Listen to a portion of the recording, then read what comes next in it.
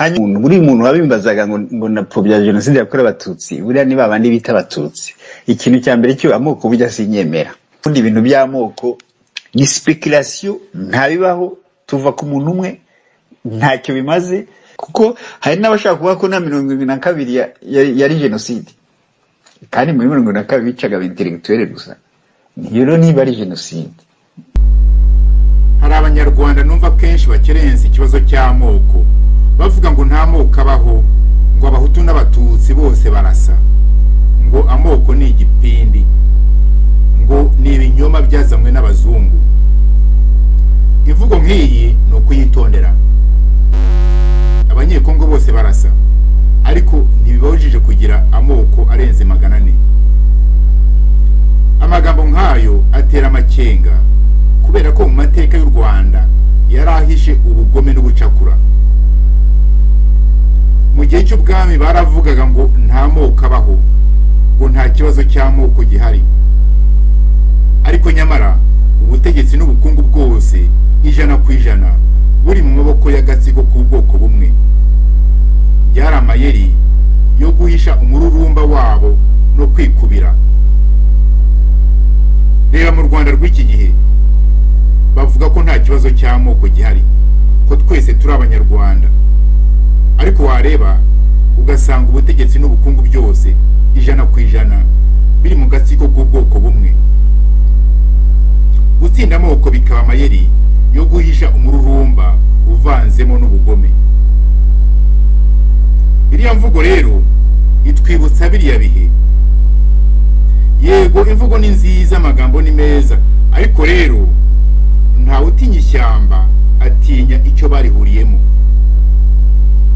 Yongera gutera amakenga no kwibaza iyo usanga abavuga ko amoko ari ibinyoma byazamwe n'abazungu, akenshi usanga ari abo mu bwoko bw'abatutsi. Yego abahutu n'abatutsi barasa kubera ko bashyingiranye, kandi ubu bakaba barya kimwe, ku buryo hafi ya 50% utamenya niba kanaka ari umuhutu cyangwa umututsi. Ariko kandi ntitukiyerurutse, hari abahutu n'abatutsi badasa. Hari imiterere y'umubiri phenotype bitandukanye, ku buryo hafi ya 50% ufite kuvuga uti uyu ni umuhutu, uyu ni umututsi. Ariko kandi mu Rwanda ubwoko si amaraso gusa, si igihagararo gusa, ahubwo cyane cyane hari n'ibikomere by'amateka. Uriya kanaka afite imisaya n'igihagararo nk'icy'abatutsi, benshi bamwibeshyaho. Ariko rero yavukiye kandi arererwa mu muryango w'abahutu, yabwiwe cyangwa yiboneye akabaro k'abahutu. Ako kabaro k'abahutu kaziyandika mu bwonko bwe, aziyumvamo ubwoko bw'abahutu. Uko yabasa kose ni umuhutu. No ku batutsi nuko, ariko ku batutsi ho hari icyitonderwa gikomeye. Muri bo harimo agatsiko gatoya k'abatutsi gafite imyumvire y'ubuzima ihabanye cyane n'iy'abandi bantu. Kiyita abatutsi, natwe tukakita abatutsi, dore ko kazi no kwinyorobeka mu moko menshi, ariko mu by'ukuri ubanza ari ubundi bwoko. Mu gihe twebwe twigisha abana bacu ukuri, urukundo no kubaha iby'abandi, bo bigisha abana babo amateka arimo ibinyoma n'imigani, bashaka kwerekana ko ari ibihangange by'ibimanuka byaremewe guhaka no gutegeka. Abana bagakurana ubwo bwibone, babigisha kubeshya no kutagira isoni zo kwivuguruza ugamije kongera kubeshya, kudatinya cyangwa kutagira isoni zo guhemuka. Ibyo byose bakabyita ubwenge. Babigisha ubugome bwo kwica, kuroga no kunyaga iby'abandi bakabyita iby'iwabo, ibyo bakabyita ubutwari. Biga amayeri yo gukora amahano bakagereka ku bandi. Ibyo byose kandi bakabikora mu bwiru na propaganda yo mu rwego rwo hejuru. rimwe na rimwe bakoresha za kode baziranyeho bonyine. Muri byo harimo n'amayeri yo kureshya no koza ubwonko bakawushyiramo ibitekerezo byabo. Mu Rwanda buriya hari abahutu n'abatutsi bogejwe ubwonko, bafite ibigirwamana byabo batangaho ibitambo amaraso y'abantu. Ibyo bintu tubisanga muri ba sekuru na basekuruza babo bo mu binyejana byahise. Kubona ibyo bintu byose tubisanga uko byakabaye mu buzukuru babo muri iyi minsi, ni ukuvuga ko ibisekuruza by'ako gatsiko byagiye bihererekanya iyo ngengabitekerezo mu bwiru no mu ibanga. Abahutu n'abatutsi, aha ndavuga bariya abatutsi basanzwe babyara b'abahutu, niba bashaka kuramuka kw'abana babo mu bisekuru biri imbere, bagombye gushyira ahagaragara kariya gatsiko, kuko gafite inshingano yo kubiba urupfu. Abahutu n'abatutsi bagombye kugira ubwenge bwo gushyira ahagaragara abambari b'imena b'ako gatsiko, bagashyira ku mugaragaro imihango n'ibikorwa by'umwijima by'ako gatsiko. Bitabaye ibyo, urupfu ruzahora mu bana b'Abanyarwanda, ibisekuru n'ibisekuruza. Mu Rwanda amoko abaho, kandi kuyavuga si ukuba umunyamoko. Mu Rwanda ntabwo amoko ashingiye ku misusire n'igihagararo gusa, ahubwo cyane cyane ku bikomere by'amateka. Mfite kumva uvuga iby'u Rwanda ntakuzi ntakubona, ngahita amenya ubwoko bwawe. Mfite gusoma inyandiko yawe ku Rwanda ntakuzi ntakubona, ngahita amenya ubwoko bwawe. Ufite gushaka kwiyorobeka, ariko ibikomere by'amateka yawe bikagutamaza. Amoko abaho, kandi kubuza abantu kuyavuga sibyo bituma acika mu Rwanda. Kwiyakira mu bikomere by'ubwoko bwawe biruta kunangira uvuga ngo nta moko abaho. Ikintu kizaca amoko mu Rwanda ni ukomora ibikomere by'amateka ukoresheje ubutabera na demokarasi, ntabwo ari amagambo gusa. Gusa igiteye amakenga ni uko abenshi mu bavuga ko amoko atabaho usanga ari ba bantu banga demokarasi urunuka. Ahubwo wacukumbura buhoro ugasanga ari bo banyamoko ruharwa. Kuvuga amoko mu Rwanda si ukuba umunyamoko, ahubwo utinyuka kuyavuga kandi yemye nuko aba yararenze ikibazo cy'amoko.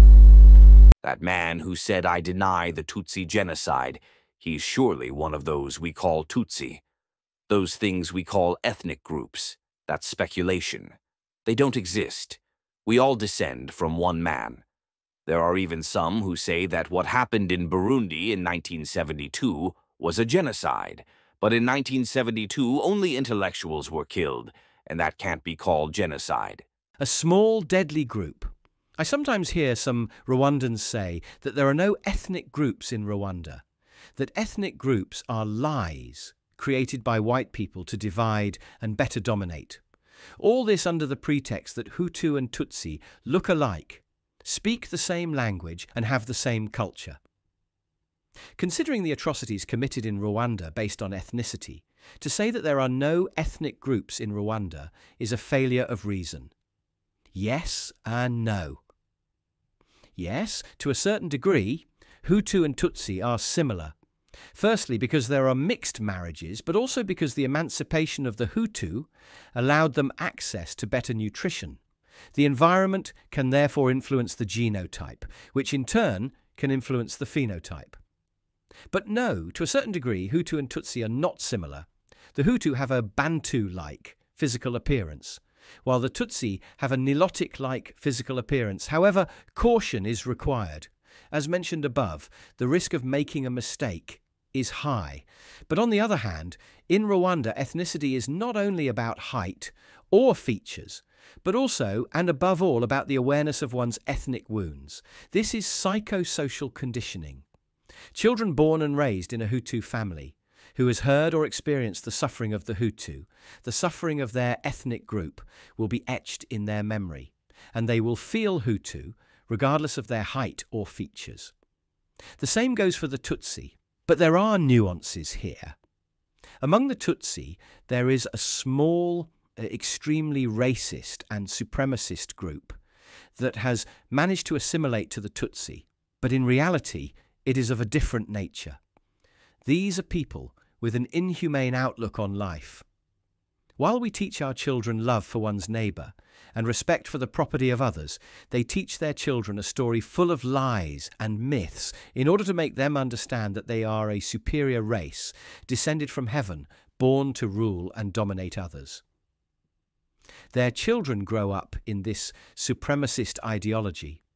They teach them that lying and deceiving is superior intelligence.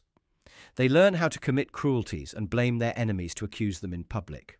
For them, killing and appropriating other people's property is courage. They learn deceit, assimilation, and dissimulation. They call all this superior intelligence. They learn techniques of seduction and brainwashing. They offer human sacrifices to achieve success.